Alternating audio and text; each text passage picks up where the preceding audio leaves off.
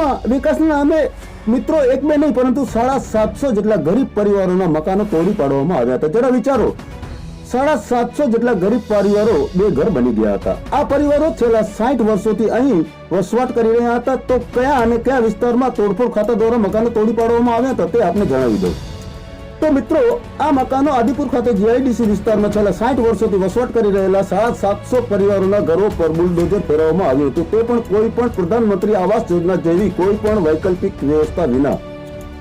જોકે આ ગરીબ પરિવારો નિરાધાર ન બને તે હેતુથી બહુજન આર્મીના સંસ્થાપક લખનભાઈ ધુવાની આગેવાનીમાં ઓસ્લો સર્કલથી મહાનગરપાલિકા સુધી વિશાળ રેલી કાઢવામાં આવી હતી અને કમિશનરને આવેદનપત્ર પાઠવવામાં આવ્યું હતું। આ આવેદનપત્રમાં માત્ર ને માત્ર ગરીબ પરિવારો નિરાધાર ન બને તે માટે માનવીય અભિગમ અપનાવી રસ્તાની જગ્યા છોડી બાકીના મકાનો યથાવત રાખવા જોઈએ। તેમણે વધુમાં જણાવ્યું હતું કે જો મકાનો તોડવા અનિવાર્ય હોય તો આવા પરિવારોને પ્રધાનમંત્રી આવાસ યોજના હેઠળ વૈકલ્પિક વ્યવસ્થા પૂરી પાડવામાં આવે।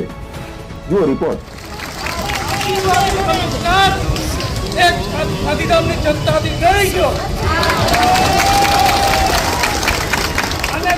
મકાન તોડવામાં રસ છે પણ અમીરોના ભાજપ વાળાના જે ગેરકાયદેસર બંગલા છે એને નથી દેખાતા અને ગરીબ જનતા દેખાય છે। રોડનો વિકાસ કરવું છે, કરો, કોને ના બોલી કોણ નહીં? આ તો અમારી છાતી ઉપર ચડીને બંગલા બનાવો ભાજપ વાળાના